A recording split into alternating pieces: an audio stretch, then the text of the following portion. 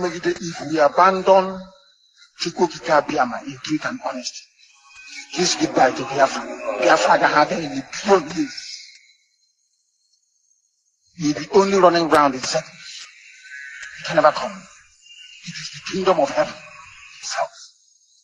You want to do something that is happening in heaven, on earth, for mankind to see and testify to the goodness of the Lord. You have to be of the courage. You have to be without fear in the face of your enemies. If you are without fear before your enemies will run from you.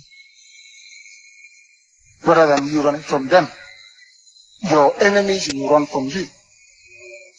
If you speak the truth always, regardless of the consequences, lies will run from you.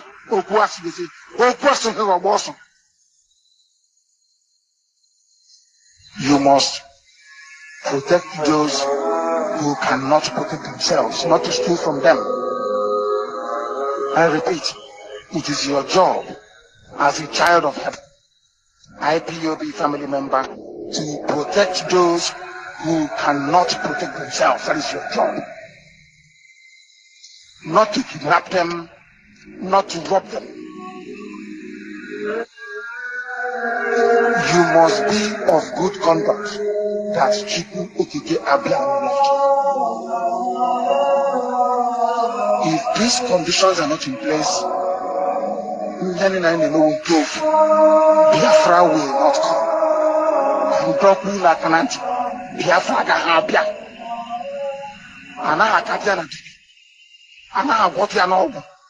Going to a native doctor, Didianyanzu cannot save you. If you want Biafra, it doesn't work. We don't believe in that rubbish. Chukwukika is our shield and our guide. We don't commune with darkness. I am warning all 17 commanders, all our commanders, we don't commune with the devil. We don't do ordination. We believe in the protection that Chukwukika can offer.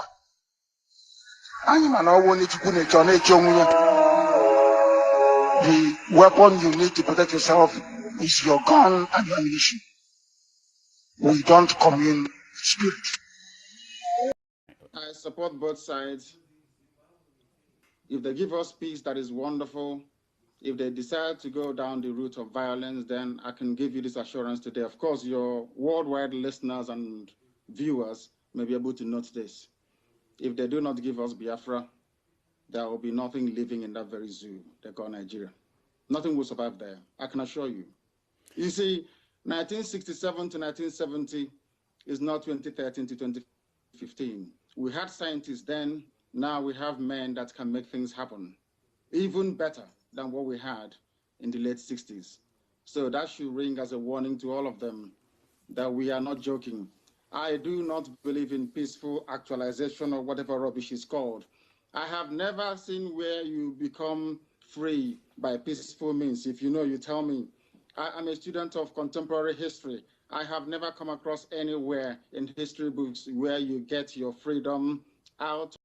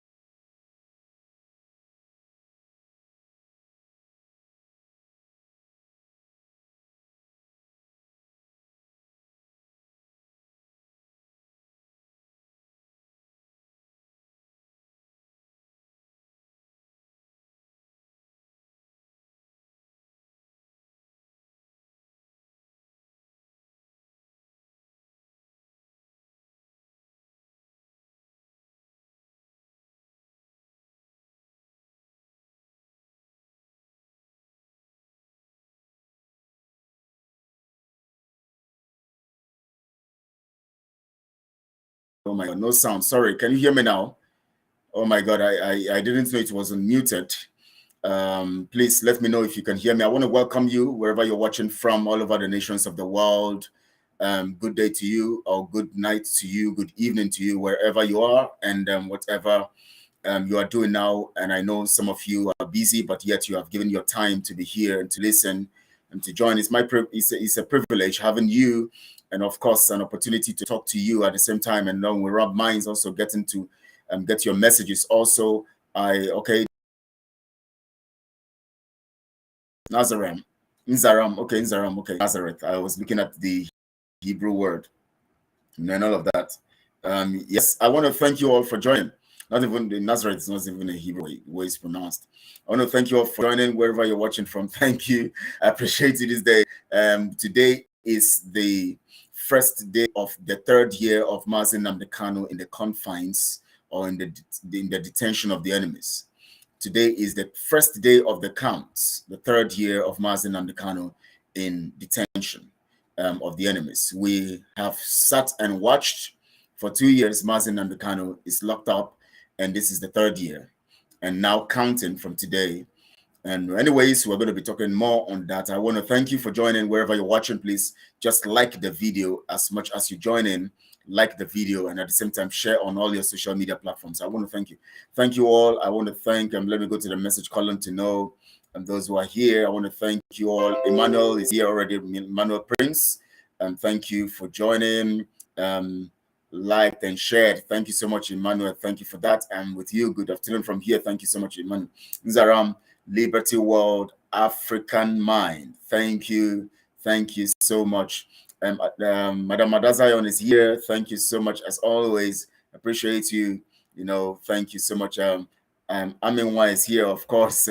Thank you so much for joining. And of course, more people are coming in. And we're going to be having it. And of course, some will watch later. Today is the 20th day of June 2023. Remember, yesterday it became 2 years precisely when Mazi Nnamdi Kanu, and since Mazi Nnamdi Kanu has been kidnapped and extraordinarily renditioned. Yesterday, I began to give us some information in that regard. Today, I'm going to continue in that narrative, and give more, information on that. And I know that as I speak, some other things will come into your mind, and you will get some information from the things I say and the things that you deduce from what I say, and you're going to type them out here so that other people can read your mind and know what is on your mind too. And then you can give information to the people on the column and the message column, and just send a message, whatever information you have from the time Mazi Nnamdi Kanu was kidnapped to now. You can give us that. Now, before I go, I want to first tell our people, we are becoming too distracted. We are becoming too distracted. Every moment I'm seeing whatever Simon posts, somebody carries it and begin to circulate it. He posts about his so-called tour. We post it. We just want to be publicizing. You don't keep encouraging, or let me not use the word encouraging. You don't keep engaging in, giving your attention to errors. You can mention them passively and move on. And so please stop posting all of those details. You don't need them. You don't need all these comments and wasting your time. We have exposed Simon. We have told you how criminal he is. And when it comes to core situations or core things that he carries out that are evil, just say it out. Let the people know what you see out of it, and let the people show the people the evil and reveal to the people their anomalies and the criminality, and move on. Don't make him become your full discussion in your conversation, and every moment it is all about him. But discuss more on where we're going, because he's already gone. He's only dancing. It's like a chicken, the head is off. He has to shake and dance, and he wants to remain relevant, so that he can continue to get his funds from the gullible people. He can continue to get his funds from the gullible people. That is what he wants. And so that is why he wants to use you, so that you will phone when he posts anything today or yesterday or so. He has posted that he's going to do inauguration of the most important thing now, the release of Mazi Nnamdi Kanu, not some people advertising their organization and what they're doing. Simon is only doing his own thing, stealing from the people, from those who have allowed, just mention it passively and move on. It is very, very important that we have to be decisive and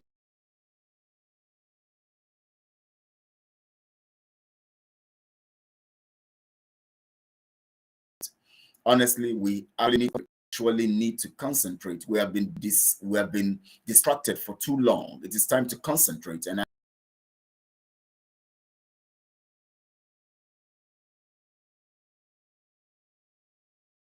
with us and to come together. Let's come on the platform of the accountability and transparency group and do what is right, so that ourselves distract.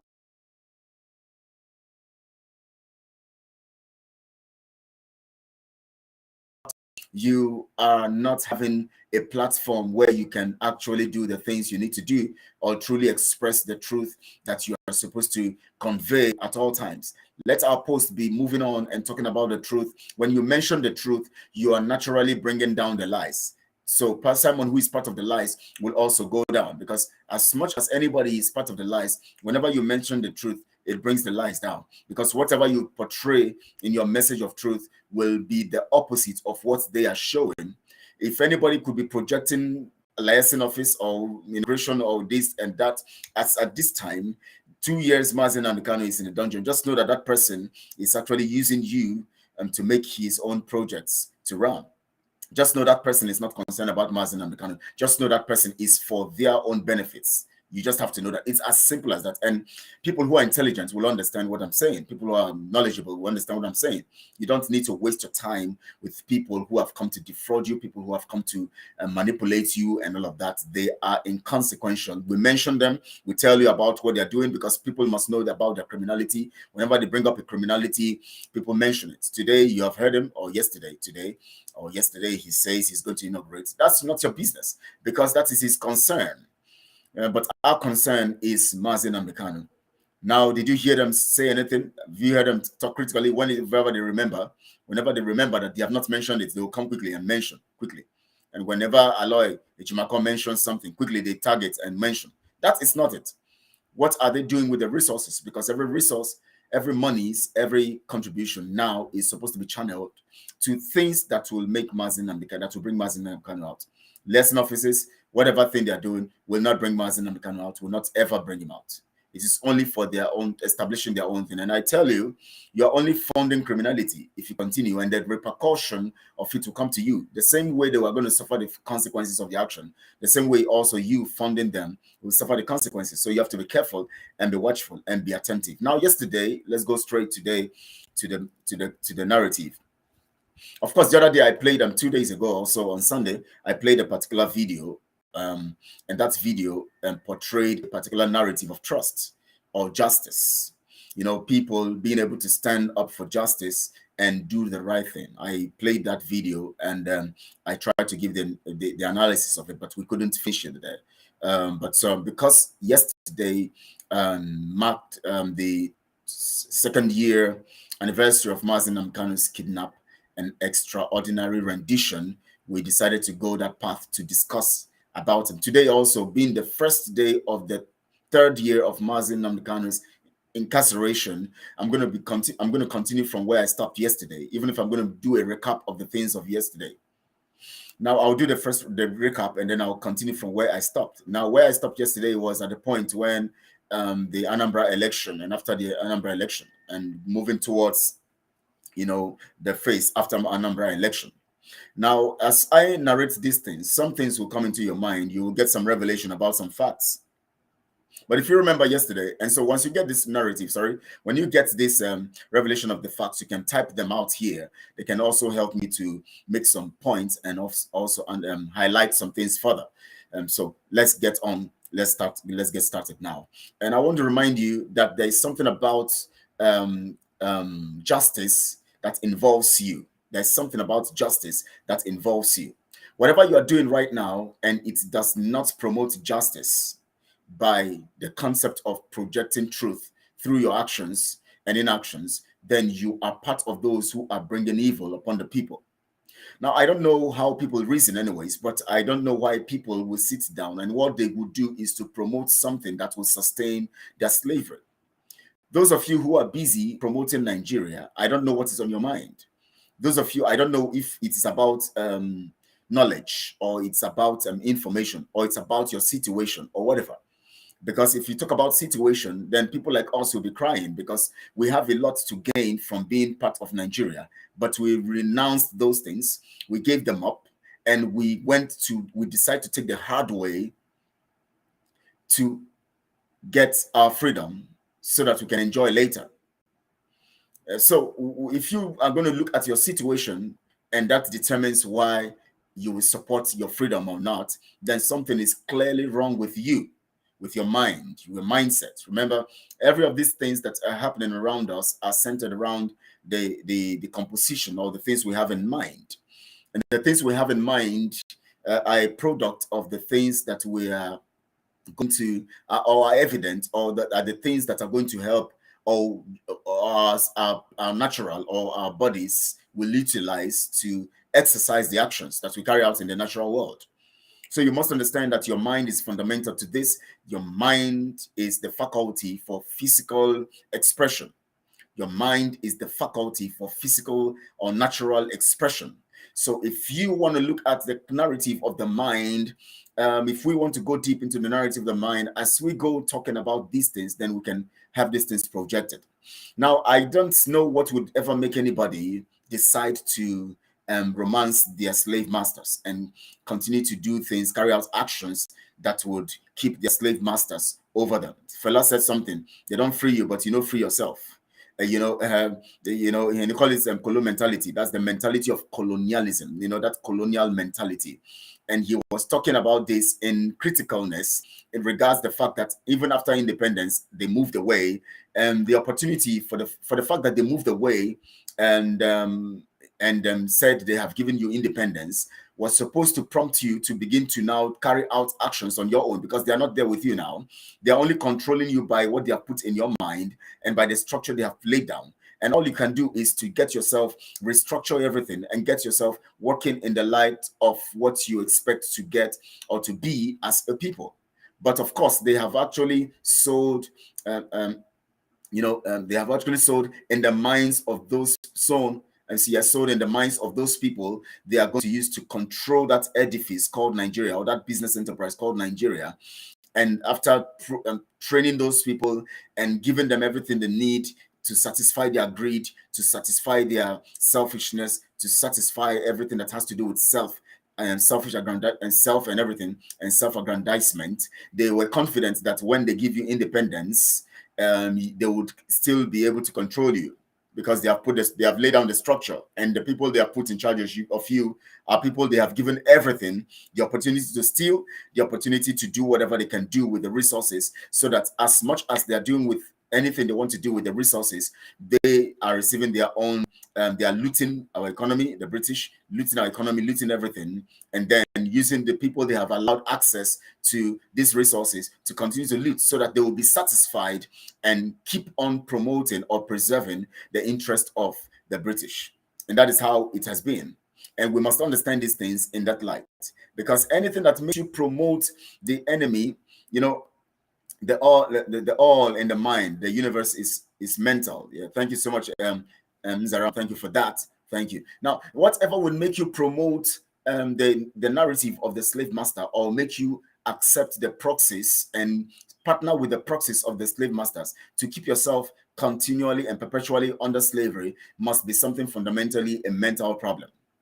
It is a mental problem, and of course, it's connected to your frustration. It is connected to your ignorance. It is connected to your stupidity. It is connected to your wickedness, or it is connected to your oppression. Now, these are levels, that we have to look at. But let me say it: connected to your frustration, connected to your mentality, connected to your ignorance, connected to your oppression. Now, of course, you talk about frustration and oppression, because it takes you from the point of being frustrated to be permitted to allow yourself and your mind to be oppressed. And when your mind becomes oppressed, it becomes possessed. That's the third realm of that level of mental degradation and destruction. And that is why you must guard your heart with all diligence, for out of it flows the issues of life. You must be careful how you allow things get over your mind and take over your mind, and then you begin to allow the anomalies to happen. The reason why we have so many people who are Nigerians today is because they have allowed their minds to accept the fact that they are just born into this thing, and that is what they are. You can imagine an average person who is a Oduduwa person, who is an Oduduwa citizen, telling you that he's a Nigerian. Now you begin to wonder, at what point did this person renounce and disregard his source or his background, begin to embrace the name that he knows is British? Why would any normal person want to embrace a name that is foreign to them? Why would I have a name called Kelechi and I say, no, I don't want to be Kelechi, I want to be Martins, or I want to be Bruno, or I want to be Harry, or I want to be, why would I want to embrace something that is not indigenous to me?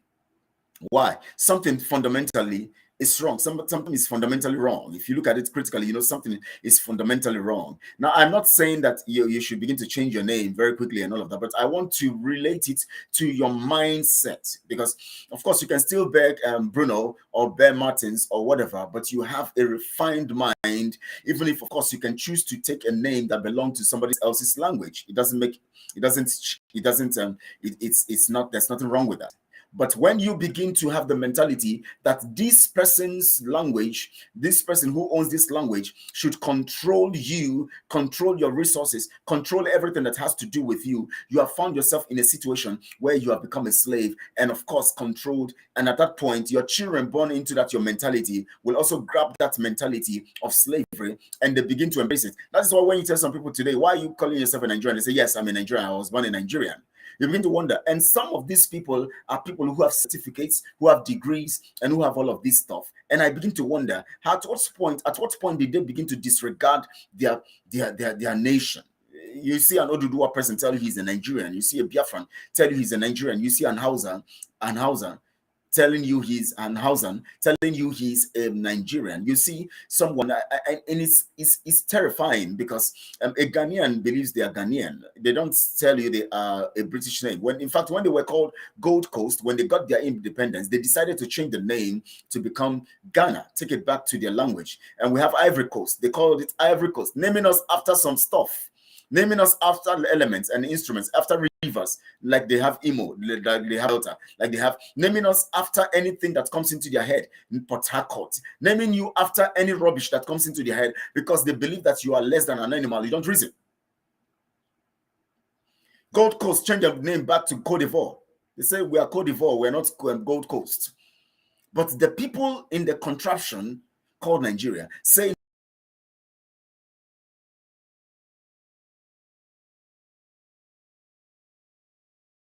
we are Nigerian. Everywhere you see them holding fast to something that is not originally their nature, or that is not original to them. Hold on to something that is original to them. Now, let me ask you a question. With common sense, would anybody come to your territory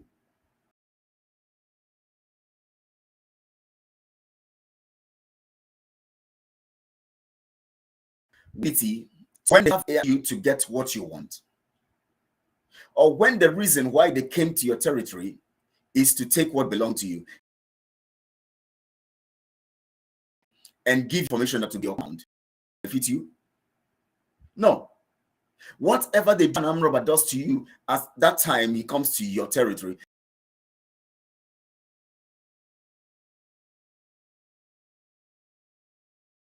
to lie down, tell you to and rape you or do something to you, whatever he does at that time is meant to satisfy what he came for.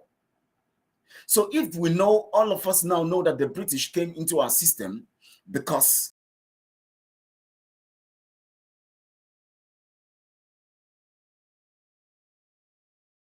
you. How come? How come do you think that the British who came because of your resources will now give you a name, Nigeria, to benefit you? There must be a reason why he gave you that name. No armed robber comes to your place and gives you something that will benefit you. They will give something to destroy you so that you can get what is yours. It's as simple as that. And anyways, I don't want to go deep into this. I'm going to continue this particular aspect of teaching from tomorrow. Now, today, I'm going to be talking about Mazi Nnamdi Kanu's kidnap extraordinary rendition so that I can bring out the facts of the compromise, those behind it, the plans, the executions, those behind it, so that you can begin to get your minds refreshed and work in knowledge. Work in knowledge. What has kept us not free yet is because we lack knowledge. If the Son shall make you free, you shall be free indeed. And what does the Son represent? Truth. You shall know the truth, and the truth shall make you free. If the Son shall make you free, you shall be free indeed. You shall know the truth, and the truth will make you free. If the Son shall make you free, then it simply means that if the Son has the ability to make you free, then the Son is actually, what the Son represents there is truth.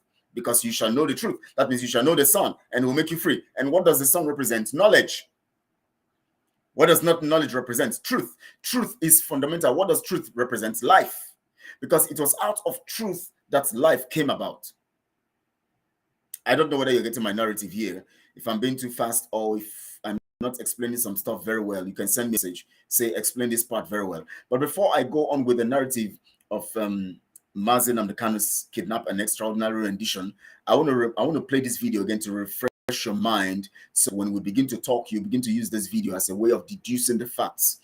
Today is the first day of the third year of Mazi Nnamdi Kanu's incarceration. We have to deal with this fact and deal with the situation. We all must get knowledge so that we can begin to do the right thing. It is very, very important and fundamental. Unless we say we don't want our freedom, unless we say we want to continue in poverty, unless we say we want to continue in degradation, we want to continue in being slaves and all of that. I don't want to continue to be a slave. And that is why I left everything I can gain in Nigeria and came to the Biafra movement. I left everything I can gain. Financial benefits, they are all financial. Financial benefits, everything people are chasing everywhere, betrayal and all of that are just for financial satisfactions, financial gratification. That's all. What else? So, but anyways, when you have this financial gratification, it doesn't satisfy you. But when you have your freedom, you are free. Whatever you get, even the little, you're contented because you know you are free, you are satisfied. You are in your nation. At least you are a person of your own. You are a personality of your own. Why are you begging Black life? Why are you begging all over the world? Black lives matters. When what you are supposed to do is to go and get your life to matter, so that they will regard you. How you lay your bed is how you put your bed or lay your bed is how you lie on it. How can you be asking them to respect you in the international scene, whereas you have not been able to respect yourself? How can you just strip yourself naked and walk outside naked and think that nobody will look at you and people will not wonder that you are a mad person? That's what how you lay your bed, you lie on it. We have to change the narrative, and that narrative, changing the narrative, is dependent on the actions that we take right now, and that is why we have to do the right thing. Please listen to this very well so that you will know that we all are responsible for the situation we find ourselves. Watch this, please.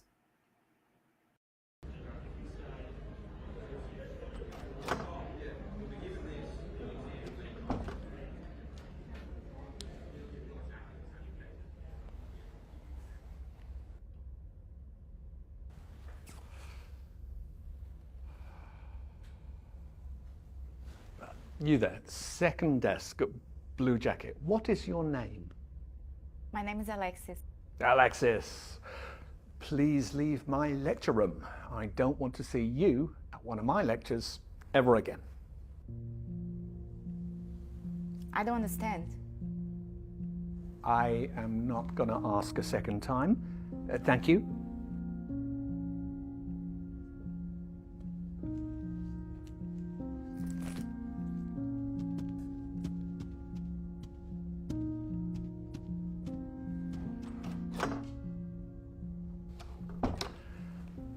Why are there laws?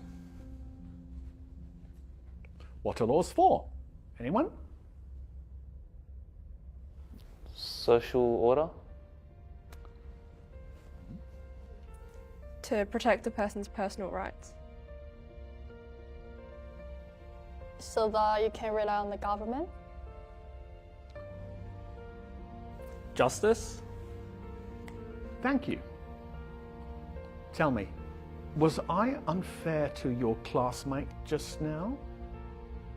Indeed I was. So, why didn't any of you protest? Why didn't any of you try and stop me? Why didn't you want to prevent this injustice? You see, what you have just learnt, you wouldn't have understood in 1,000 hours of lectures unless you lived it. You didn't say anything because you weren't affected yourself. And this attitude speaks against you and against life. You think it doesn't concern you, so it's none of your business. Well, I'm here to say, if you don't help bring about justice, then one day you too may experience injustice, and there will be nobody there to stand before you. Truth and justice lives through us all, and we must fight for it. Because in life and work, I mean, we often live next to each other, but not with each other. We console ourselves that the problems of others are nothing to do with us, none of our business. And we go home glad at night that we're spared, but it's about standing up for each other. Every day an injustice happens in business, sport, or on the tram. Relying on someone else to take care of it is not good enough. It is our duty to be there for others, to speak up for others when they cannot. I am here to teach you the power of your voice. I want you to learn critical thinking to empower you to stand up for what is right, even if it means going against what everyone else is doing. Let's begin.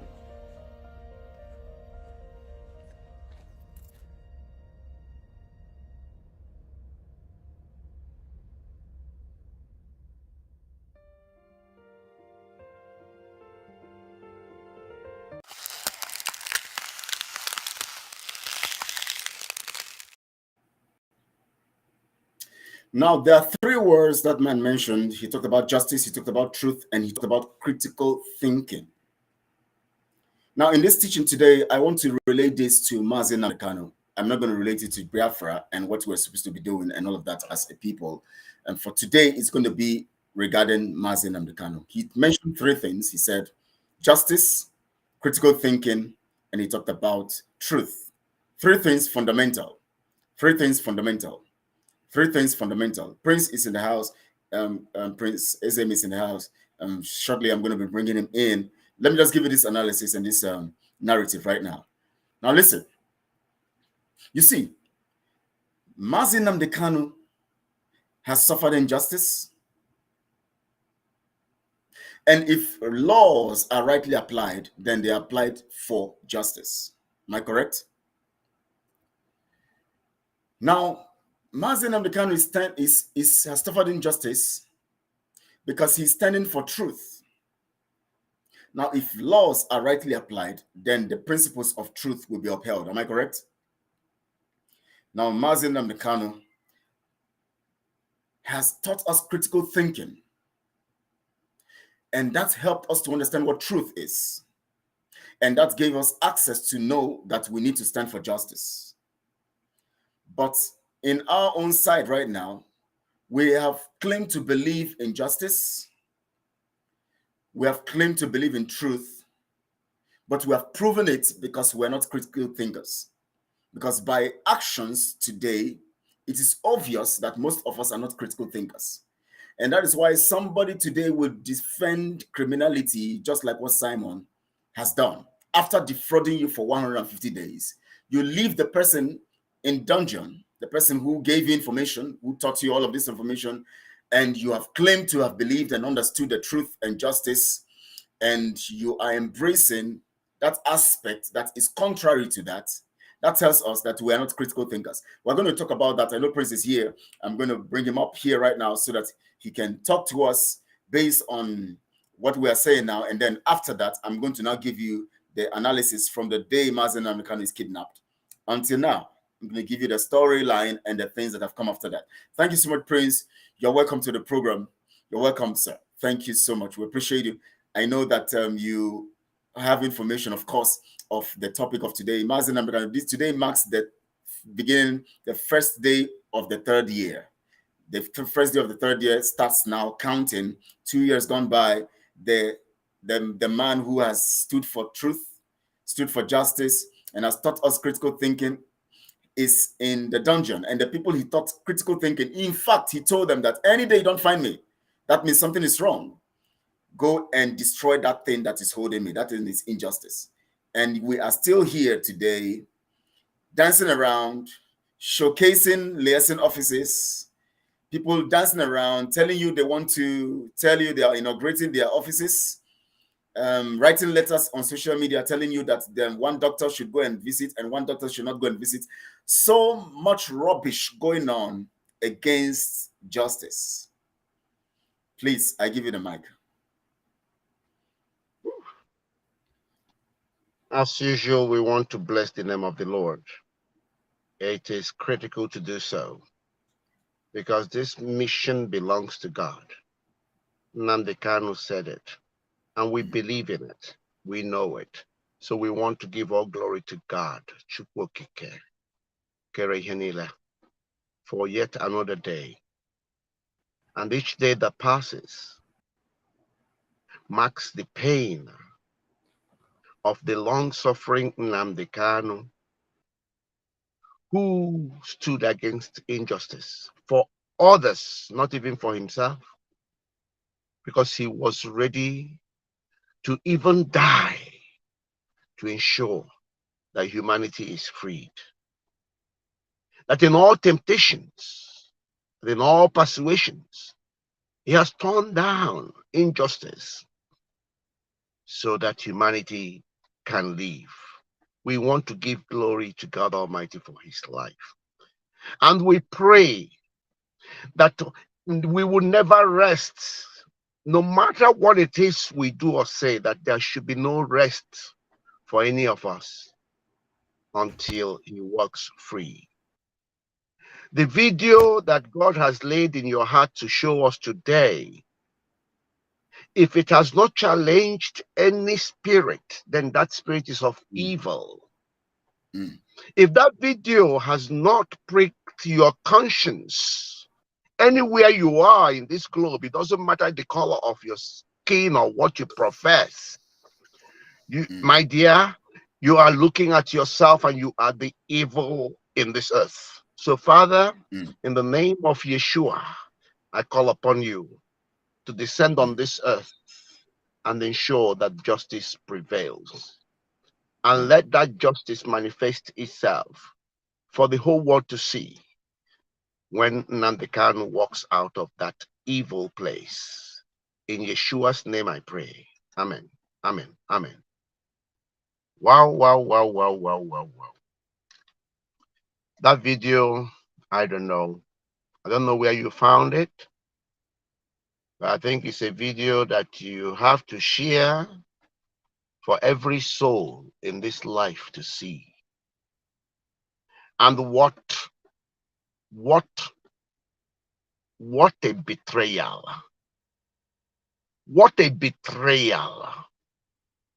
I mean, when you were capturing all those things about the evil nature of Simon Eba and co, who are dancing around, parading Biafra Republic that does not exist, showcasing himself as the devil himself, because when the good farmer cultivates in the night, the devil will come and put in the weeds as a replica of the cultivated crops. That is why, as the devil he is, he has now replicated Biafra and called it Biafra Republic to confuse you, to deceive you, when all we have, all we had, all we will continue to have, all that Mazin and the Kano have been detained for, all that indigenous people of Biafra are fighting for, is Republic of Biafra. Republic of Biafra is what Ojukwu went for. Everybody that is a Biafra knows that it is Republic of Biafra. But the devil has come in the night and has sown a replica, an imitation, fake, online Biafra Republic. And he is activating his office as Prime Minister, living in Finland, activating his headquarters where he should be based through Zoom in America. Oh my God. This is the height of betrayal. And I say, woe unto anybody that refers to this fool as Prime Minister. Woe unto anybody who has not seen that this man is actually representing the weeds that you see in the farm. The weeds that was never cultivated by the farmer. How else do you see this? Somebody that dances around celebrating when the person he says he is a disciple to is languishing and dying in prison. If it makes sense to you, then you are the evil. You are the devil himself. You're not just an agent of the devil. Wow, wow, wow, wow. And this man has just entered the 3rd year of his incarceration. Now, I don't even want to talk about the little stupid Simon. I want to talk about Britain. The real demon holding Mazi Nnamdi Kanu, who has and possesses the British passport. And I know that under British law, no British person, no matter the crime committed, can be abandoned by British embassy where that crime or wherever that crime was committed. This is even when a British had committed a heinous crime. The embassy where he is detained must automatically be activated and must go into work to secure the welfare and to secure justice for that individual. Let alone where all international laws have been violated through this kidnap in a foreign land of a British, and this evil detention, coupled with the fact that the man had been declared free and free to go, yet Katrina Lang and the agents that sent her, focused on ensuring that the evil called Nigeria was maintained by getting involved in local politics of Nigeria that no high commissioner ever gets involved in. I've never known a high commissioner that gets involved in local politics of the place where they have been posted. I've never known it in this world. And I keep asking these so-called Nigerians, illiterates and stupid intellectuals that say they are educated. In any country you are based, can your high commissioner located there get involved and talk about the elections going on in that country, to the extent of telling the citizens of that country to go and vote, that their vote will count? Where does you say you are a country? You always refer to Nigeria as a country, as my nation.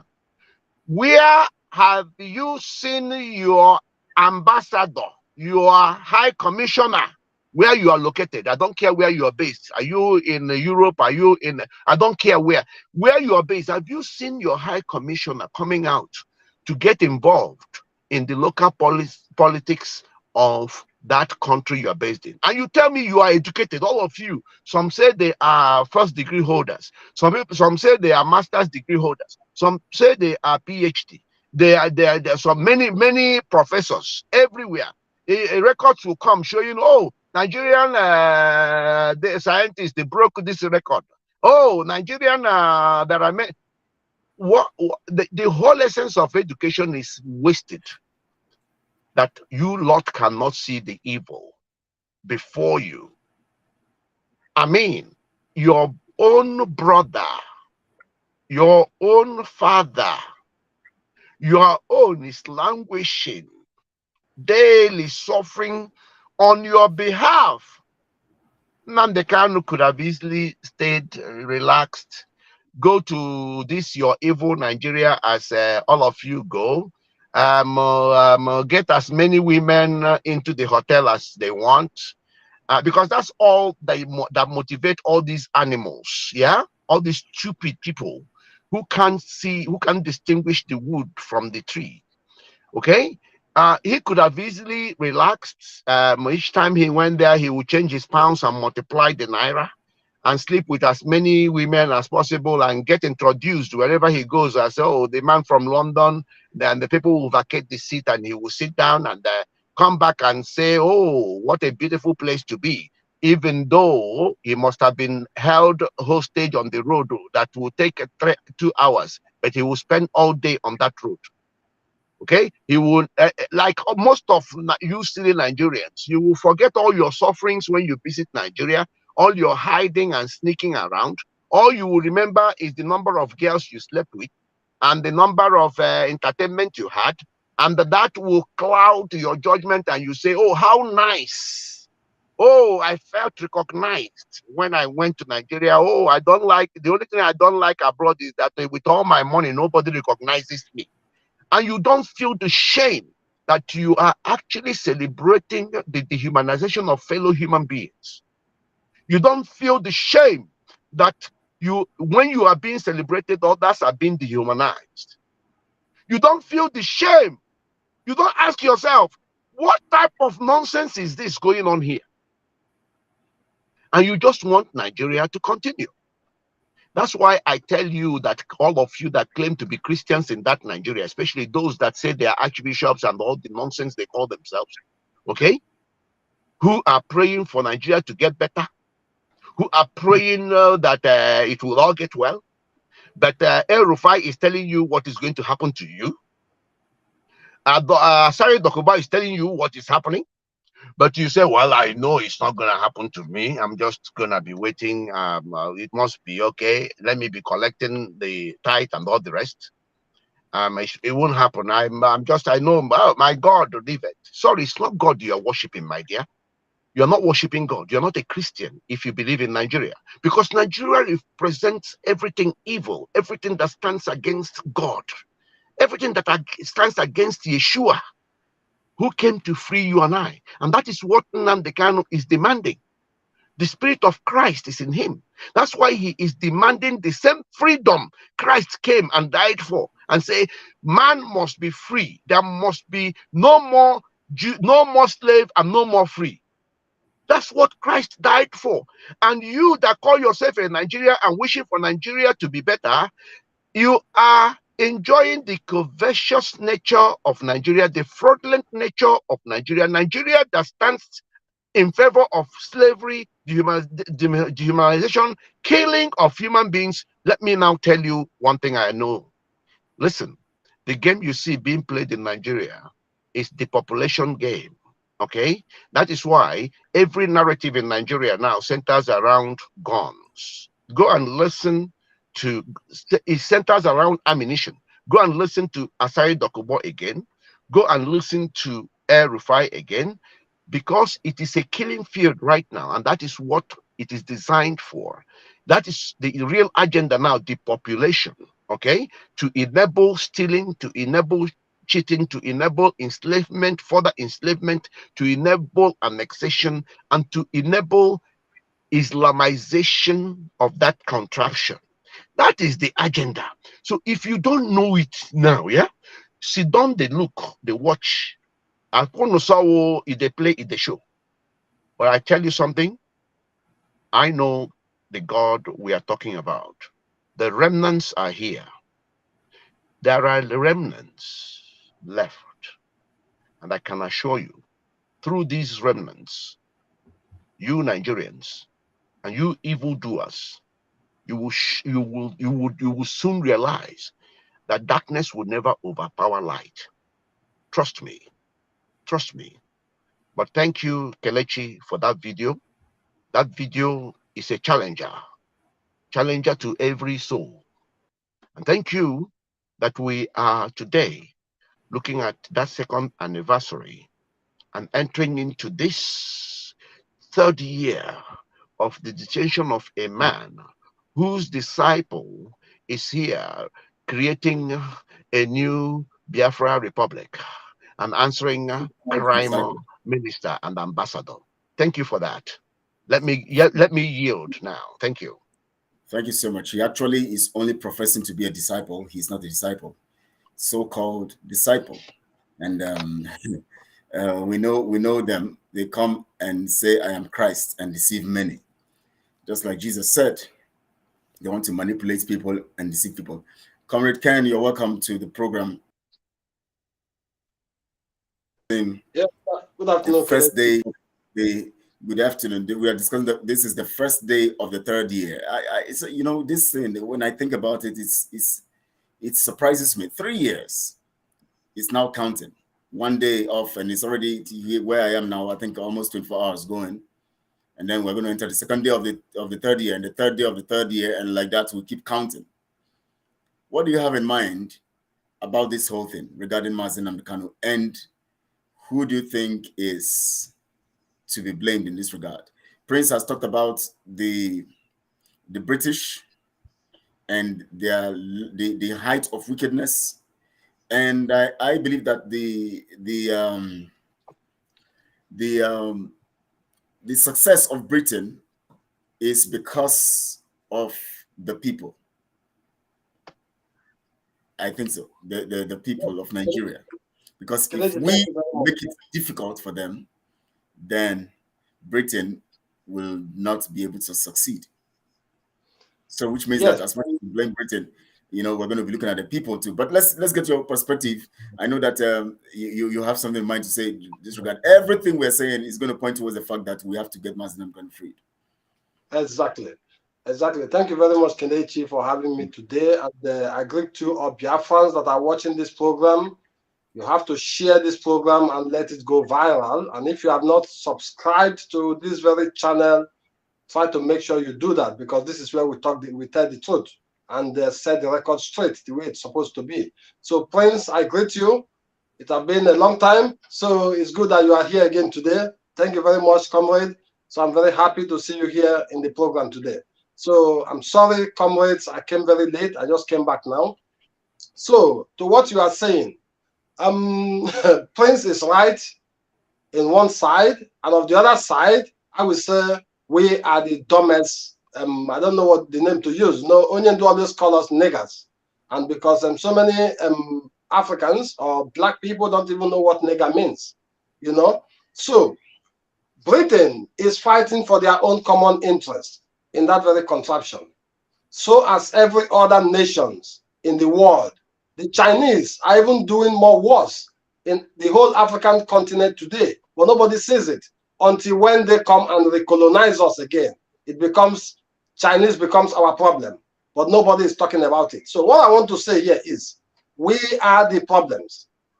So we ourselves allowing the British to come and be ruling over us in our own country, it is unacceptable, because just for example, what Prince said, have any of our diplomats that are in our embassies in different countries, have they ever said something relating to their election? No.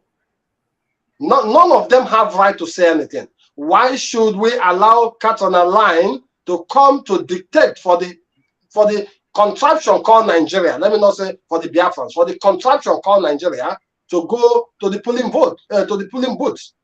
So what is her interest? This is just a sign. It's like somebody putting water, having two bottles, put water in one of the bottle and put a urine in the other bottle and tell you, and you see when these things was done, and they tell you which one is water and which one do you want to drink, and you say you want the urine. It's your own problem. You will never blame the person who put those two liquids in that bottle because you saw the two liquids. So we Biafrans, before we start crying, before Ojukwu came out, I said this thing yesterday, that we will not deal with this contraction together. He have seen something. But the major problem is that our elite knows what is happening to us. But just because of their gullibility, just because of their self-interest, not for me and you, for themselves. That's why Mazen Nandekanu said, a lot of us will sell ourselves just for a pot of stomach, a pot of porridge. That is why he's using these words. He's not telling the Britain. He insulted the Britain a lot of time because of their activities in that contraction. But what are we as people who have seen that we are being used, we are being killed, we are being enslaved? What are we thinking about our own self and the future of the coming generation? What is our own? What do we have to present to the coming generation? What have we done? So all we do is sit and watch. You made mention, I saw a video about Asali Dokubo. Asali Dokubo is also from that very land we are fighting for today. But what is Asali Dokubo doing? Insulting a particular people in a country where they are fighting for their freedom. Telling those people that his grandfather sold them for slave. Don't you know that if that contraption is a country that the system is running according to how it's supposed to be, Asali Dokubo is supposed to sit in the prison and be answering some judgment now? Because you are now coming to tell people that your great-grandfather sold some people in that contraption to slavery. That means I can sue Asali Dokubo to court. Every Biafrans have the right to sue Asali Dokubo to court if Nigerian justice system is right. So these are the things whereby we hear them, we see them, it happens, we experience them, but nobody who have the opportunity to come out and debunk these things or speak about these things that is saying anything about it. This is the reason why Onyendu Mazen Nnamdi Kanu, the leader of the indigenous people of Biafra, is sitting in the DSS dungeon up till today, and the first day of the third year is counting. Everybody keep mute. So how many people do I call? All Biafrans, including myself that is speaking today, is involved in the problem we are having in Biafra land today. No exemption of anybody. Because if we all stand up to speak, to fight for our rights, I don't believe that Nigerian government will be able to stop us. It's because we are not speaking with one voice. That is why Simon Ekpa can come on Twitter telling his gullible people that are following him that he just arrived back from his virtual tour and people are listening to it. That he just arrived back from his virtual tour, and which people knows we have intelligent people. We have people who are carrying more than 2, 3, 5 degrees in their pockets, but they are listening to this guy telling you he is just back from his virtual tour. What is virtual? Will you tell me that those elites or those people following Simon Ekpa don't know what virtual is? And as well as he coming up today, I want to let Biafra know the autopiloters that are following Simon Ekpa. We are not here because of Simon Ekpa. We are here to speak about the evil that the Biafrans, let me not call it the Nigerian government, let me not talk about the British. The evil that the Biafrans have done to Mazen Nnamdi Kanu. Because we are the worst people that betrayed him. Because without you allowing somebody to come to your house, to come and take something from your house, nobody breaks into your house just like that when he knows you are at home to come and steal something. But we allow that contraption, that government to just go and take Mazen Nnamdi Kanu, which we are in support of it. Simon Ekpa said he will be going to the United States to inaugurate the fucking house he said he called Biafran House. The house of the contracted or contracted what they call it, Biafran Republic government in exile that is just concocting on his own. Can you see the flag? Let me talk to Biafrans. Can you see what he's doing with the Biafran flag? Have you all not seen it? Are you all blind? Don't you see he's changing the flag now slowly in your face and everybody is watching? Nobody's saying nothing. He went and put the stars. I don't know if it is this 12 stars of David or whatsoever. He went and put the rising sun. Are Biafrans blind? Is this the flag we have? Or you want to pledge to this very flag now? That means you are all sold out. Any one of you still following Simon Ekpa is a disgrace to this very cause. He said he will inaugurate that very Biafran house in the United States online. What is holding Simon Ekpa not to travel to the United States? Is he afraid of Solon Nadi? Or is he afraid of Prince? Is he afraid of Pastor Livingstone? Who is he afraid of? This shows you that Simon Ekpa is not having a passport. You know, there was a time we said it, that the Finland government sees his passport, he can't travel out of Finland. People thought we are lying. If Simon Ekpa knows that he is calling himself the Prime Minister of Biafra, who was acknowledged by Donald Trump when he endorsed him, now this is his opportunity to go to America to see Donald Trump by going there to inaugurate that very house. And even invite Donald Trump, because according to him, Donald Trump has a personal, invited him personally, knows about his invitation. I mean, knows about his presence in that document, which means he has a personal rapport with Donald Trump. So this is the time to bring him to the Biafra Republic House and say, Donald Trump, look at the house. This is where the people Biafrans will vote you from. This is where the Biafrans are represented. So from this point, you know, you can be voted for. We'll rally around to get Biafrans to vote. So then let Donald Trump also come there and make speech and say, yes, I appreciate you guys. You guys are doing well.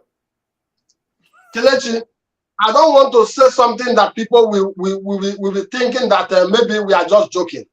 If Simon Ekpa make it to go to the United States to inaugurate that office he's talking about, I don't want to say something. But if you know that he is the person he claimed to be, he's 50-1 as a disciple of Mazi Nnamdi Kanu, let him go to America. And if he don't do it, then that is the end of Simon Ekpa. If anybody come up here in our platform to insult somebody here or to write rubbish, that very day, just put your real name. We will start searching for you, because you are one of those people who don't want Biafra to come.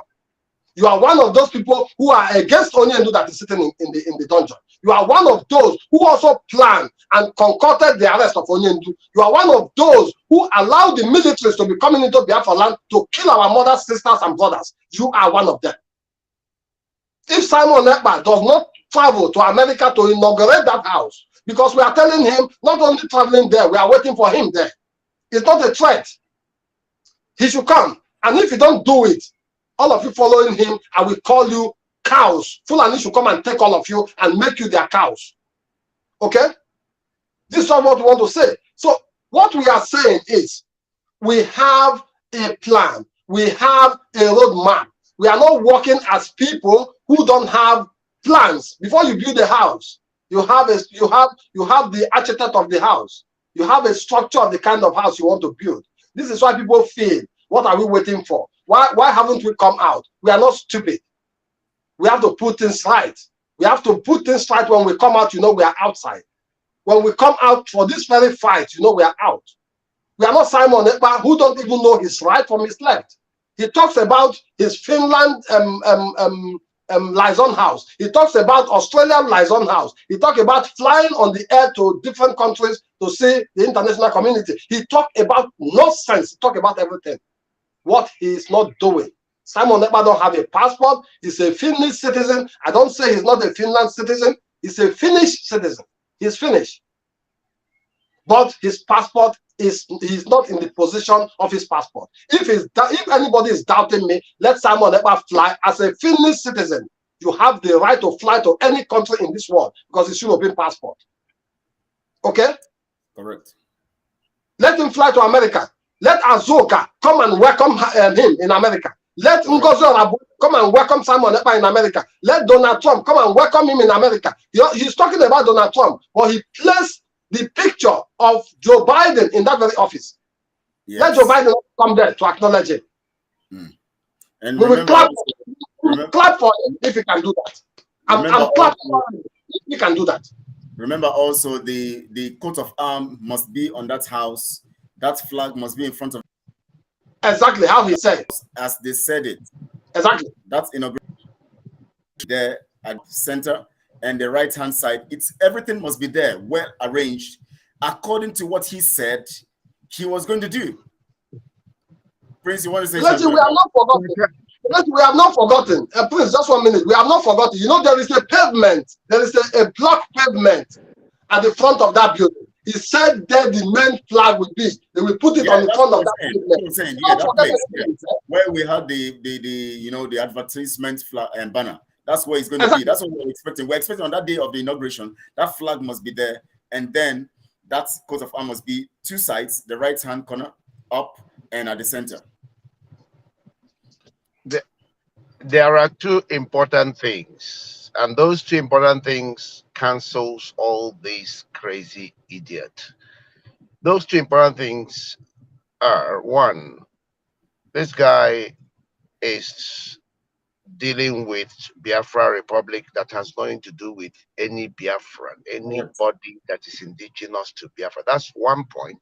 The second point is that everybody knows that under international law, where you have your head office is where you have your head, whoever is heading your government.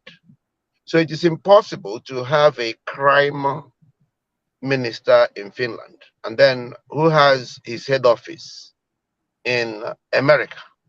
It doesn't make sense. It just does not make sense. And what is another additional point that is so funny is that in all the stupid pictures that this idiot is displaying about the office that is about to open, there has never been a face of anybody from his Biafra Republic. We've not seen anybody representing this house he acquired by magic, because there's somebody, he hasn't come to America as far as I know, who signed the papers for this house, who did the legwork. There is no, in fact, you see whenever they go to put their Biafra Republic flag, you can never see the face of who is putting it. Now, if you add up these three things, now I've said these three things, you can begin to understand the animalistic, in fact, sub-animal behavior of everybody rallying around this criminal. Okay? You can begin to see, in fact, you can only pity them. I can excuse anybody who went along with this guy believing that his 150 days of his Biafra Republic, in fact, by then he hasn't mentioned Biafra Republic, because if he mentioned Biafra Republic then, I think people would have abandoned, people with brain would have abandoned it. People who knew that we've always fought for and we are continuously will get our Republic of Biafra restored would have left him. He never said that. So, but people followed the bagger, just looking to see what this is. He says he's gonna do for 150 days. He went on and promised them that there will be no election anywhere in Biafra land, because of what he has on the ground. People, I can excuse everybody that was waiting to see. But after that, even having ignored the fact that he lied when he said that Obi would stop running before the end of November 2022. That he said it on this hallowed platform. He called his own platform the platform of truth, and that they should look and see that before the end of November, because I had that broadcast. Okay, we can ignore that one, and then followed him to 150 days. Followed him and saw nothing on the ground after the election, during and after the election, and you are still following this psychotic patient that is playing what is happening in his head, because that's all he's playing, what is going on in his head, that has nothing to do with reality that we see. on the ground. I pity all of you that are following this moron of a human being. Anyway, go ahead. Yeah, thank you for that. You see, when you were mentioning Britain, because I want us to look at, because this week we're going to be dwelling on Mazi Nnamdi Kanu. Yeah, I know you're going to go there. I'm going to ask you a question regarding to that because I want you to buttress something regarding that. That's what we're talking about. This week we're going to be talking about this because this week will be dedicated to Mazi Nnamdi Kanu. We'll be looking critically every day until Saturday, issues dwelling on. We're going to be picking them one after the other. Today you have brought us to the narrative of Britain, and so we're going to look critically on the issue of Britain concerning Mazi Nnamdi Kanu's predicament. Now, when an armed robber comes into a house to steal or a place to steal, every activity of that robber is meant to give that robber or that armed robber what he came for or what they came for. That means whatever they do in that house, they are doing it to make sure that what they came for is what they have come for and they're going to get it. Now, when Britain came into our territory in the name of civilization or whatever, missionary journey, all of those stuff, we know that they came for their personal interest. They came for business. Whatever they would give to us must give them what they want, which means everything they must have given to us must be to their own benefit. Now, but here we are right now. Britain has created a platform that is now holding Mazi Nnamdi Kanu. And we still have our people supporting.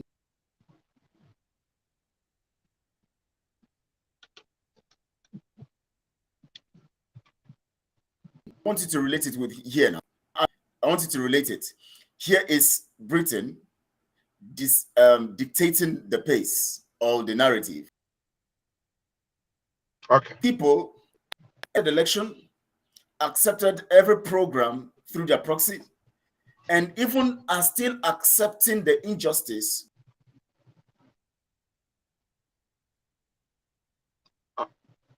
I think you're cutting off. I think something wrong with your network or something. I can't hear. Yeah, it's bad. It's bad. I want to play something from Master Dokubo that will help to give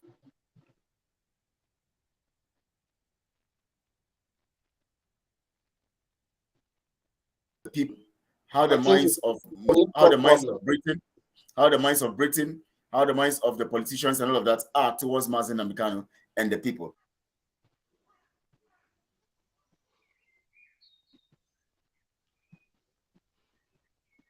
Walking free.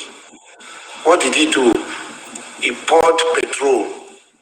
He was walking free. On the flames for NSAS.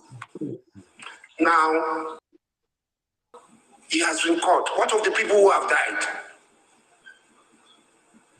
This is a criminal. He should face the law. What of the people who have died by, as I'm talking, Nnamdi Kanu does not have any control over what is happening in the southeast. Simeon Ekpa had come out pretending that he's with Nnamdi Kanu. He has actually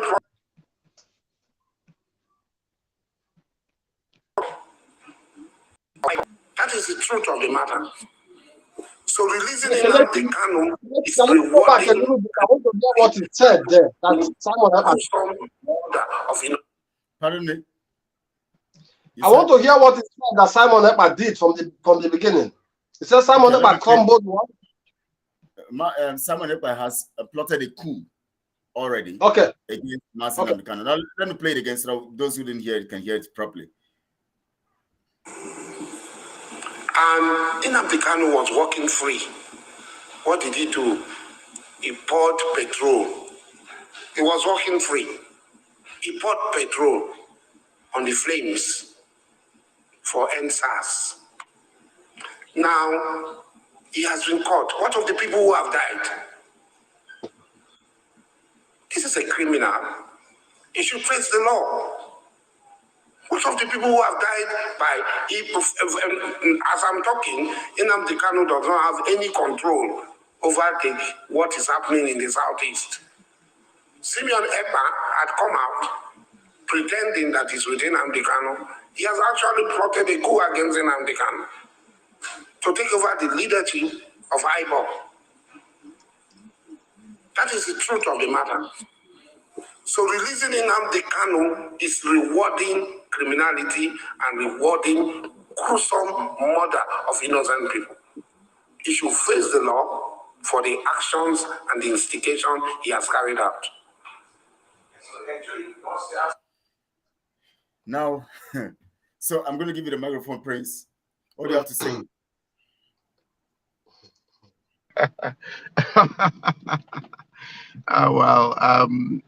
Look, let me first of all deal with let me deal with Britain first before I come to Asari Dokubo. Because look, listen, a mixture of what Asari Dokubo said.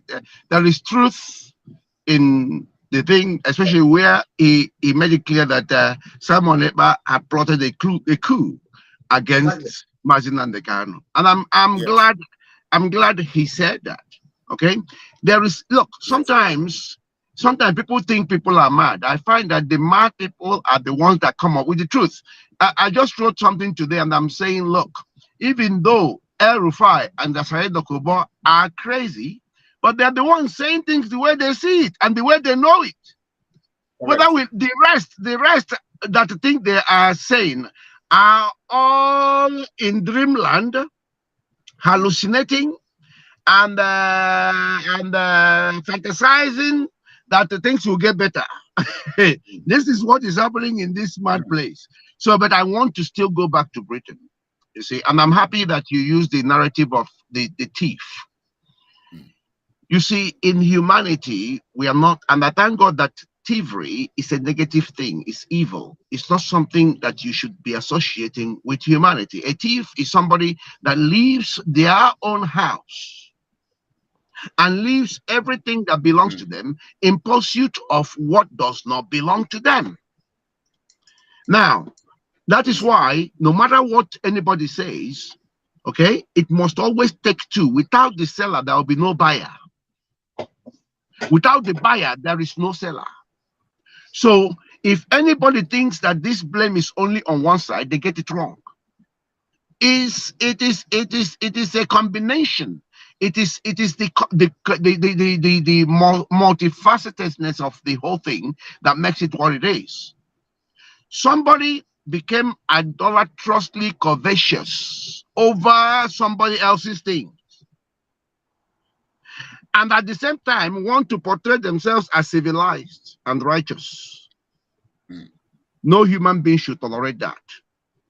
It is intolerable in any, in fact, there is no way you can even begin to marry it in. So the thieves left their territory, came and recruited in-house thieves. Okay, because that is what is happening in Nigeria.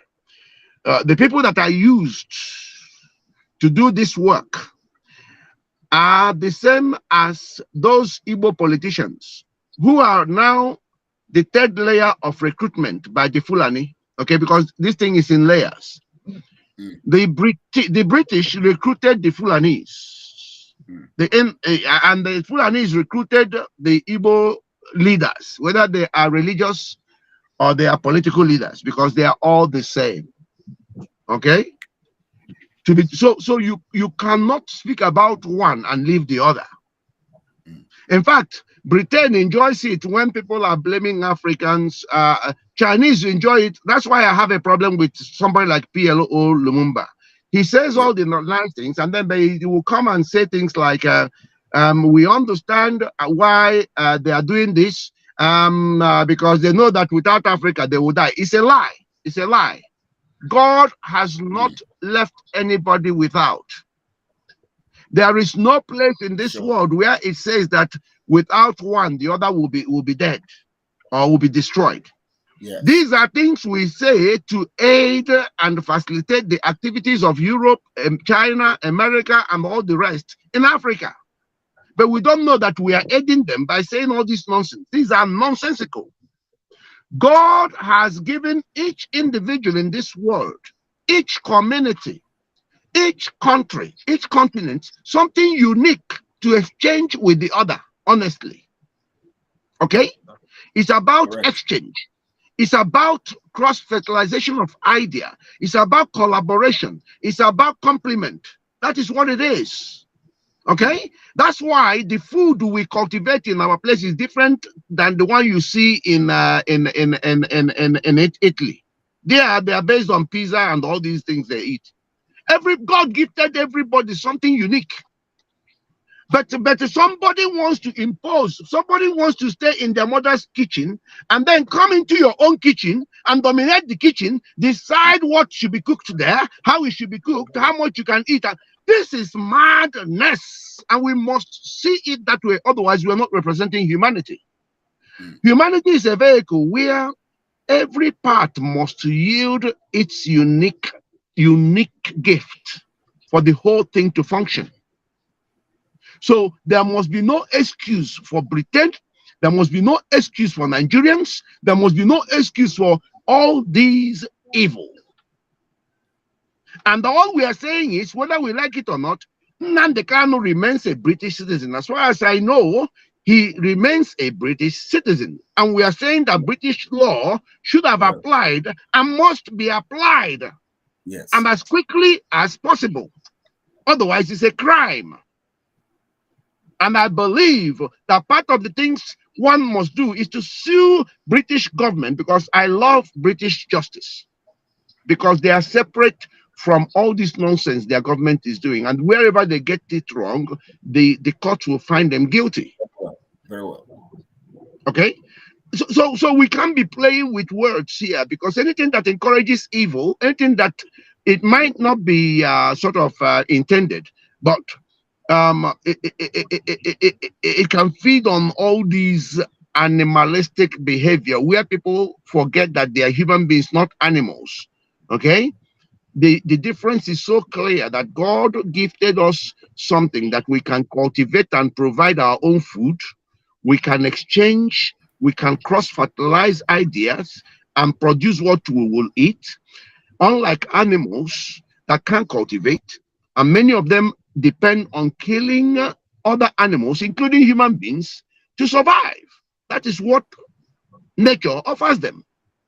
But these lunatics went and studied the animal kingdom and then wanted to become animals themselves and began to lay claims on places, on people. I mean, I've never known such psychosis in my life. So, coming back to Asari Dokubo. Asari Dokubo has made some valid points, and I hope if the silly idiots that haven't been hearing us when we say that Simon Ekpa is a criminal, he is the height of criminality. Well, I'm glad in a way that Asari Dokubo has told them. We never asked him to say that this criminal had just plotted a coup, okay, by brandishing. I mean, it's so obvious now. Do we really need to educate people on this one? This thing is too obvious. There is just so many. I mean, or let's say people are insanely blind and they can't see what we're seeing. Even the blind can see it. Even the deaf can hear it. Hey, no, because it's bizarre. It's just bizarre. To be normal, arguing this out. To be normal, and they are arguing it. Comrade Ken, take it up from there. What Asari Dokubo said and the things he talked about. What's on your mind? Yeah, I have to go right back to what Prince said about the British. I would like to remember our people. This is some years ago. I don't know which year was that, when the son of Margaret Thatcher supplied weapons illegally to a country in Africa. If I'm not mistaken, I think it's Namibia or somewhere in that area.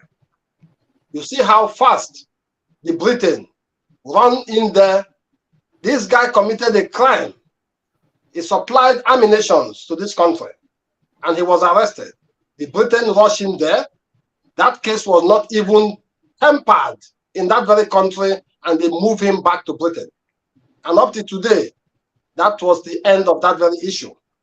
This guy did not go to prison for that and nothing. So this is just to show you how cruel and how wicked the British are. So I support Prince for what he's saying, that a movement have to be made to make sure we get to the bottom of this issue, why the British are keeping mute after Onyendu was arrested in Kenya. Why haven't they said anything?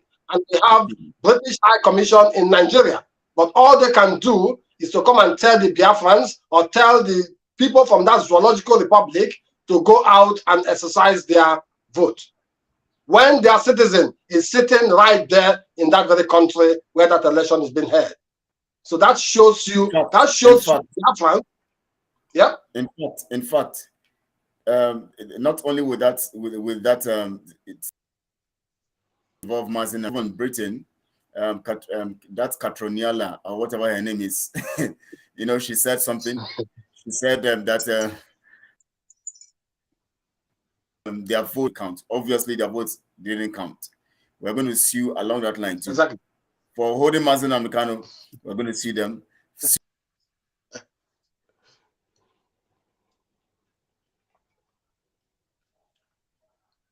She put on ground. She must tell us what she had put on ground to make the votes count. These are things that we should handle. We should hold these people very well, and we're going to deal with them in that regard. So please, sorry for cutting you there. Just go on. No problem. No problem. We are together. So with all these things they have been doing, so it is time we have to show the British people that we are not just a common Biafrans, the way they take us to be. So they can be very fast enough to put Ekwere into the prison in Britain. Yeah. So, but when it comes to their own citizen, they don't care about their citizen who has done nothing and he's been held in that very contraption just because of their own interest. The first time in the history of Britain where their citizen is. Exactly. So that is for British. So to come to Asali Dokubo, I agree with my brother here, Prince, my fellow comrade. But on the other hand, I don't take anything that those people are saying to be anything, because they all know themselves and they all speak from both sides of their mouth. Asali Dokubo is using these comments he's making now just to demoralize the Biafrans that are following the right path of truth to make sure that Onyendu is being released. He's saying that Simon Ekpa have come to plot a coup and overthrow Mazi Nnamdi Kanu. But he also knows that the Nigerian government, that contractual government, is supporting Simon Ekpa. He knows about that. Can he tell us more about Simon Ekpa, what Simon Ekpa's plan is? Can Asali Dokubo come out to tell us? Asali Dokubo, did he make any comment that Simon Ekpa's boys are carrying gun around in Biafra land, killing people, extorting money from people, kidnapping people? Did he make comment of that? So that shows you that they know themselves. They know what they are doing. So he's just using that opportunity to condemn Mazi Nnamdi Kanu. Asali Dokubo, you telling the Biafrans that Mazi Nnamdi Kanu is a murderer, but you are carrying gun around with your men in Biafra land and in Nigeria. Are you a military man? Mazi Nnamdi Kanu ever carried gun around? Mazi Nnamdi Kanu ever brandish one on media, social media, and say, I have the gun? Exactly. So this is what I want to direct to Asali Dokubo. Nobody is afraid of anybody. If the Biafrans rise up today the way we are calling on them, Asali Dokubo, you will go under the earth. Of course. You will just sink. You will sink. We are not here to insult somebody. As you feel crazy, there are people that are more mad than you.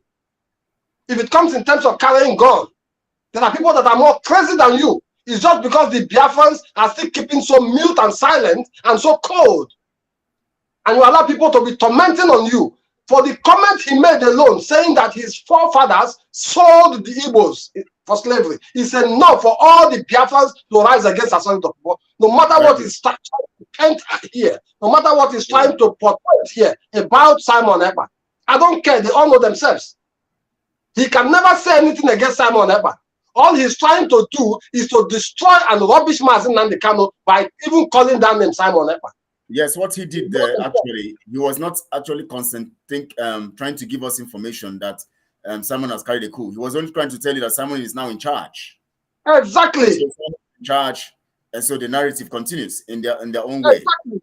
Yeah. That Simon is in charge, and they know that he is in charge, and they are behind that he is in charge.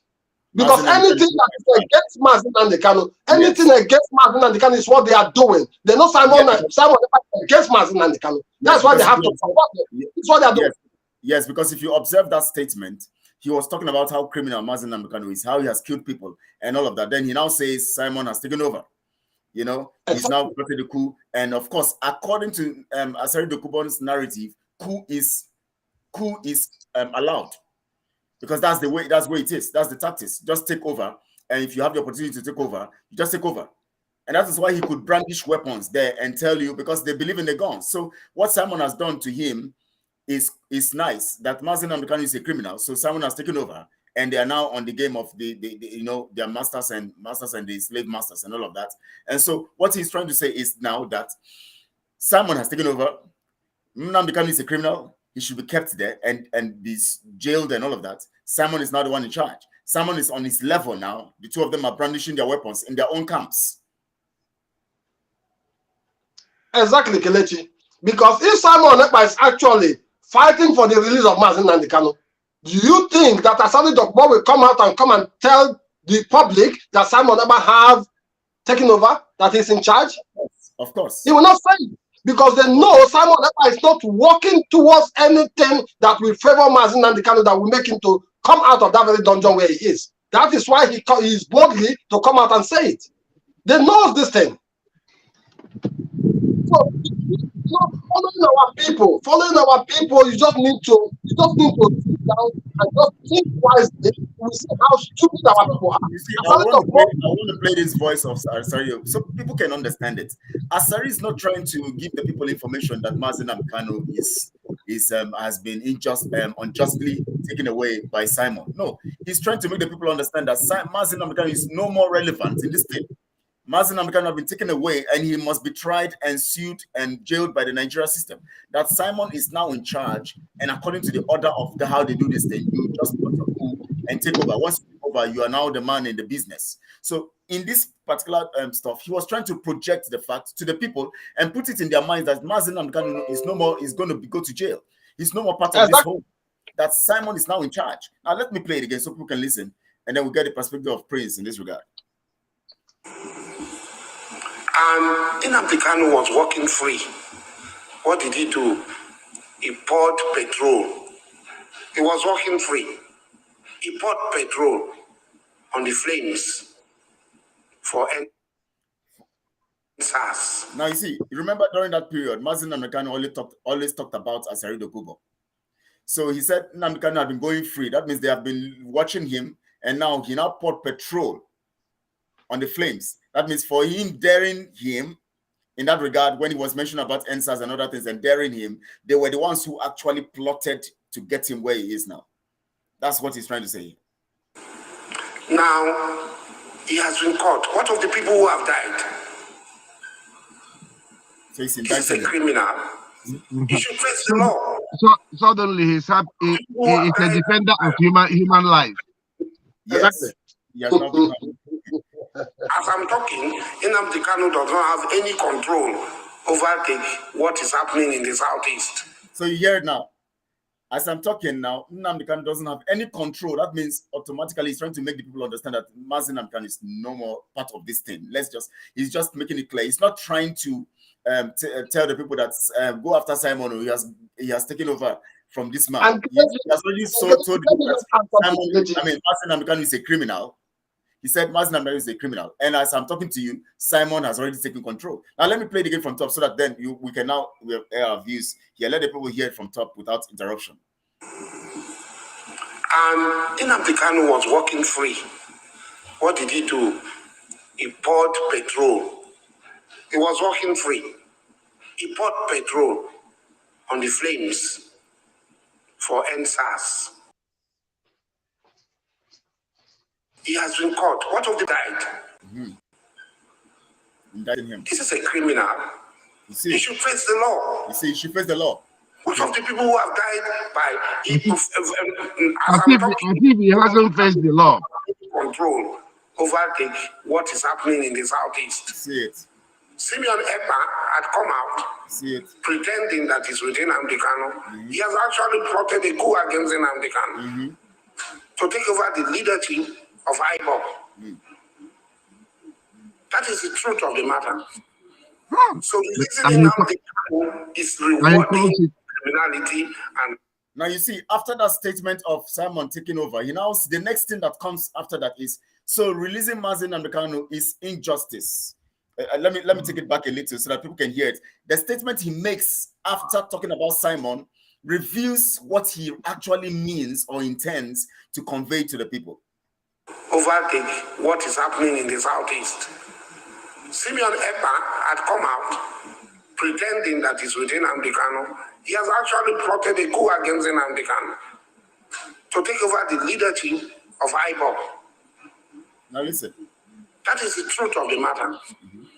So releasing Nnamdi Kanu is rewarding criminality and rewarding gruesome murder of innocent people.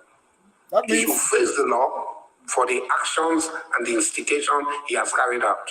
That means Simon has taken over. So don't release Mazi Nnamdi Kanu. Leave him there. He should face the law. Somebody else have taken over. Prince, what do you think about that? That's exactly the summary. Don't release him. Releasing him is unjust. It's releasing a criminal. Someone else has taken over. Let's carry on with the one that has taken over. There is nothing to worry about. You can't release him. He needs to face the law. He's talking about Nnamdi Kanu. I don't know which law, because I know that Nnamdi Kanu has already faced the law and found not guilty. No, he's talking about their Nigeria law. They have this jungle. They have their own law. This is not the conventional contemporary law or the conventional law. They have their own law, their Islamic law, their Taqiyya law, and all of this stuff. He's working on that. It could well be the law he is talking about, yes. But the conventional law we know about, he has faced it, and there is nothing found against him. And that's where we are. Now, you see, it's always nice to listen to these guys somehow, no matter how psychotic they come across, because it helps us to really dissect what is going on in their brains. Now, you see, suddenly this guy is trying to pretend that he has a singular respect for human life. Now that shocks the hell out of me. The same guy who was talking about how his militia is carrying arms. Do you know that this guy single-handedly came around to confirm what I've always known about Nigerian so-called law enforcement agencies who are only occupying forces? He wrecked them, and in fact highlighted that Nigeria has never been a state, but if it were a state, is a failed state, by saying that all the criminalities are being carried out by the army. In fact, he was trying to tell the world that Nigerian army is non-existent. They are criminals. That the law enforcement agencies in Nigeria are criminals. That it is his own militia now that are the true custodians of law and order. I don't know if you listen to this guy. I was listening to him and I was shaking my head. I said, "Oh my God, is this how psychotic?" Look, that guy, if people are intelligent enough, destroyed everything Nigeria people are pretending are over Nigeria, and also supported my view that, look, what you have is not army for Nigeria. These are destructive agents. They are here to kill you. They are here to destroy you. They are not for you. You look in their eyes. their eyes will tell you that they're only here after the civilians to kill them, to torture them. That's what they're trying to do, because they are occupying forces. Now they have been mixed with all the terrorists around the world, and as far as they're concerned, their job is destruction, stealing, killing. That's all. So when I talk about the not only the evil nature of this contraption, but also the fact that the contraption, as evil as it had always been, had expired, had died, is now toxically decayed. That means Nigeria represents everything called poison against humanity, and it's a killing field. That's why Nigeria is now a killing field. I am telling you, you must be psychotic to be in Nigeria and be feeling that you are not in perpetual risk wherever you turn. Is it their healthcare? Is it on their roads? Is it no? Tell me which angle. Where are you not under threat? And the people who claim to be righteous, civilized, are saying, are praying for Nigeria, are saying Nigeria is good, it must carry on.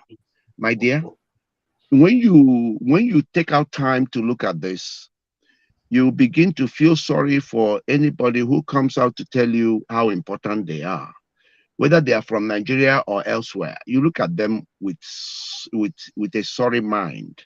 When you remember how the world conspired to ensure that this fraudulent election delivered what they wanted, you now understand that when I say there is no righteousness in this world and there is no civilization in this world, you understand why I am saying it. Because that is the only truth to be told. There is no other truth to be told. So, my dear, Asare Dokubo had Akwago Aki Oyibo Nsube. I mean, he had opened it up for everybody to see. Not only that he wants Nnamdi Kanu to remain there forever and people should move on with Simon Ekpa. Okay? I mean, this is, woo! Suddenly, Asare Dokubo is a defender of human lives. Hey, the man parading his AK-47 and his Malaysia. Suddenly of justice. Is now an ambassador for justice, tranquility, peace, and hey! Now let me tell you, there was this particular, not that I watch all these so-called Nigerian pastors. There was this particular pastor, I think in Rivers State, called something Ibiomi or something. Yeah, Ibiome. He was, I don't know. I saw a particular video only in passing, where he was describing that time Bola Tinubu was a president-elect, and he was describing the president-elect, and he didn't want to call names. So he says that can you imagine in a place where you have Osama bin Laden, the highest of terrorists, being behind, being the vice, the deputy, the vice president, and then you have Escobar, one drug baron in Mexico, being the president. Can you imagine the state of such a place where you have Escobar? I don't know what his name is called now. We know that guy was a drug baron. I think he was killed or something like that. But his drug baron notoriety was renowned worldwide. Something Escobar or something. Pablo something. Yeah. Thank you. That can you imagine a place where you have that guy, the drug baron, as the president, and then you have Osama bin Laden as the terrorist behind him as the and he says, God forbid. But they were all there. And it happened. They were all there. Now. They were all there praying for Nigeria. And they were all there praying for Nigeria. And they were there. Everything that happened. And they're still running their ministries under that. Oh yeah. And the reason why he did not want to come openly and say it is Tinubu and this guy was because he was also hoping that eventually, even if they become this thing, he didn't want to be seen as... And you know what, Prince? Praise, and you know what? He said, God forbid, and yet God didn't forbid. So which God is he talking about? That means he doesn't even have connection to God. Because if he says God forbid, God didn't forbid it, and it's happening, then you should understand that something is wrong with his own pronouncement. He should know that anybody saying anything about Nigeria, whether good or bad, as far as it's Nigeria, okay, he's placing a curse. He's placing a curse. He's asking for things to get worse, not to get better. It's as simple as that. And I've kept saying it. You cannot be a Christian and be a Nigerian. Impossible. At all. It's impossible to be the same way it is impossible to be an intellectual and a Nigerian. It's the same way it is impossible to be a Nigerian and be a Christian. Impossible. The two can't go. I think we're going to look at that on one of these, maybe on Tuesday, on Wednesday or Thursday. We'll look at how it is impossible to be a Nigerian and be a Christian. It's very, very important. Very important. Korika, you have something to say. Tomorrow we're going to be looking at Asari Dokubo's statement talking against the Igbos. But the effort that Mazi Nnamdi Kanu carried out was to unite Biafra.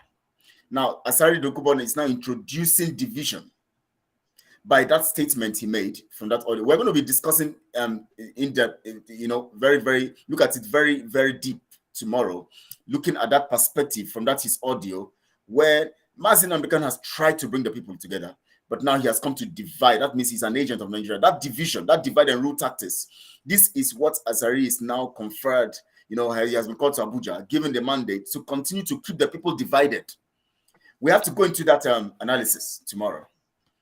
Let me remind you something. I did say it before that if these Nigerians allow Tinubu and Shetima to come into power, I said it, that if they are allowed to carry on, okay, what they have secured is another 8 years of APC.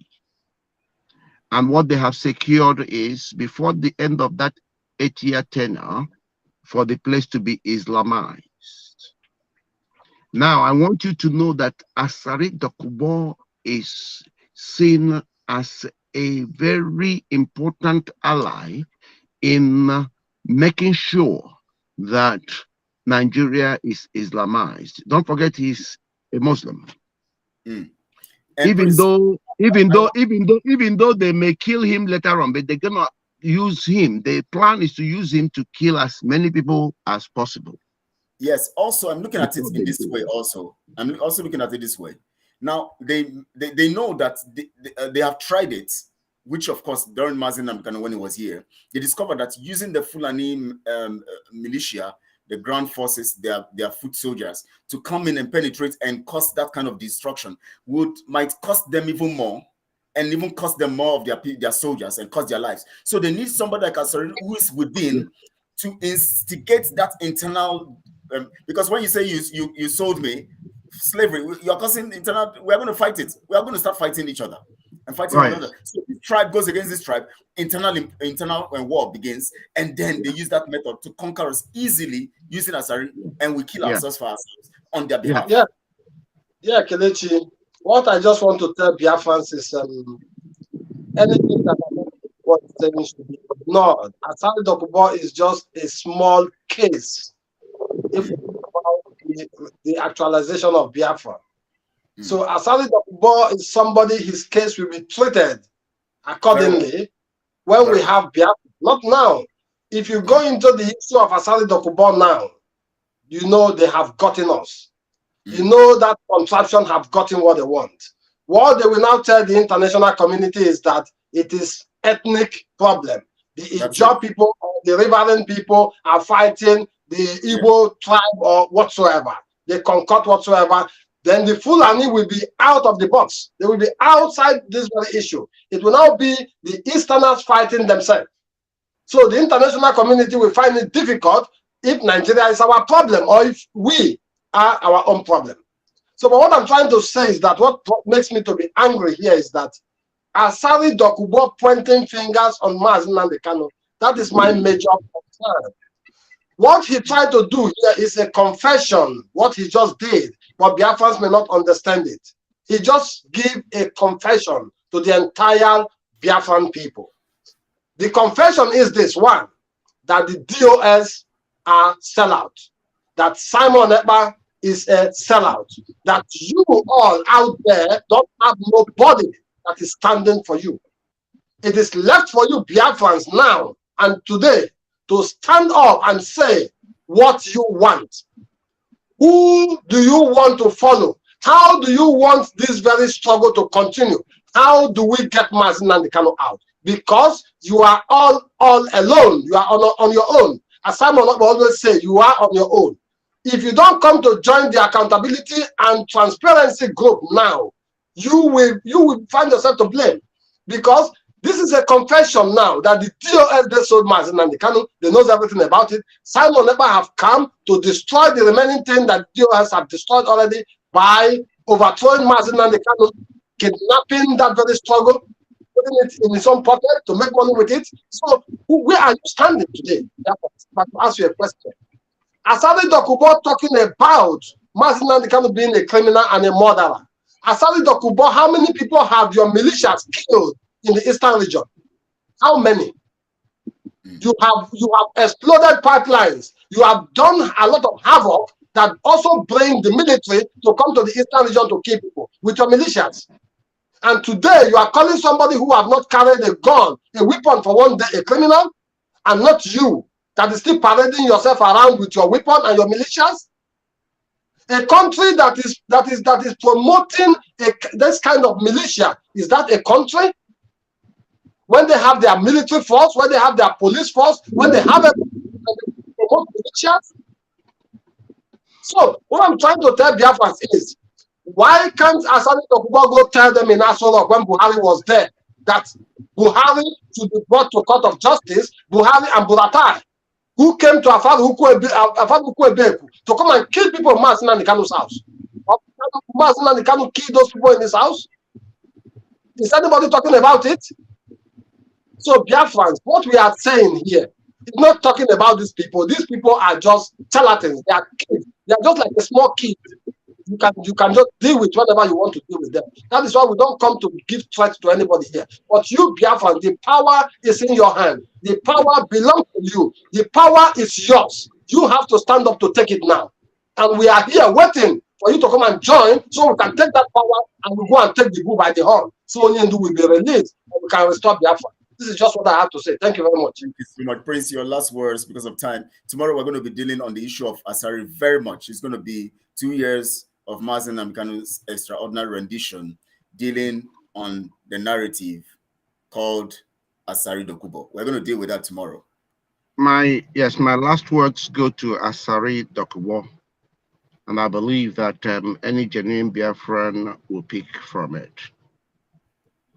I need Asari Dokubo to know that he is currently being used. They planned it all this time to use him at this stage. They have everything to destroy Asari Dokubo since. But this is a plan, a grand plan. Once they noticed that he can instigate that division, which Nnamdi Kanu was trying to amend. And in fact, this is where it's become very obvious that all they want to use Asari Dokubo to do, because Asari Dokubo is not a Fulani, and it doesn't meet the real requirement of the Muslim they are looking for. They just want to use him and his men to kill, so that everybody will start killing, because they can't do it themselves. They know they are very few. I want Asari Dokubo to wake up in his dreams and understand that even his own life is at risk. Okay? He must wake up and know and smell the coffee right now. He owns the oil. He can't be protecting the oil for those who are stealing it. He has been made a protector of an oil that belongs to him. Doesn't he feel ashamed? And he is enjoying and praising the detention of a man who wanted to rescue him and his generations to come. Asari Dokubo, I ask you to go and meditate. You have the wrong man in detention. The man you have kept in prison and you're hoping to be kept there is there for you and your future generations. Heed my warning today, or watch what will happen in the end. I thank you. Thank you so much for that. That's a lovely way to end today's program. We want to appreciate everyone. And please, we want everyone to know that Asari is not just coming to speak because he just came and started. Something prompted him. That was an arrangement to speak the way he is speaking. So you must understand it's not just coincidence. It is calculated, well scripted, and given to him to narrate and carry out.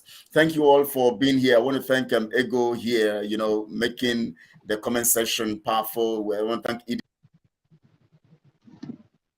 you guys are just helping the misbehaviors of people like Rose and others, those e-frogs who are here. Thanks to Biafra warriors and fighters. Thanks to we have Emmanuel Prince, of course, always here. Thank you so much, you guys. You're just great. I'm doing great and believing in the truth and holding on to the truth. And of course, Adazion is here also always, but I think she's busy right now. That's why I've not been seeing her comments. She just sent a message and then maybe she's busy. McCabe Media also powerful guys, everyone doing their great things here. Nzaram, Liberty World, Africa Mind. We thank you guys always. Aminwa also here. Makwanwa, you're here. Great, doing great job. And of course, we thank you all. And everyone I've not been able to mention, and everybody who is also viewing, you're watching, you have contributed, you are sharing on platforms, you have liked this channel, you have subscribed to the channel, you are also giving your best to make sure that the truth goes round and all of that. Chukwuka will bless you tremendously. Thanks for Ego telling them we are holding on for the truth. That's what we're holding. I want to thank Comrade Ken for being here. Powerful thoughts there and powerful submissions. Thanks to Prince. It's something else today. And tomorrow we're going to continue in that regard. And 5 p.m. Biafra time, we're going to be here and we're going to give more information to the people because the people must be educated. If they shall know the truth will make them free.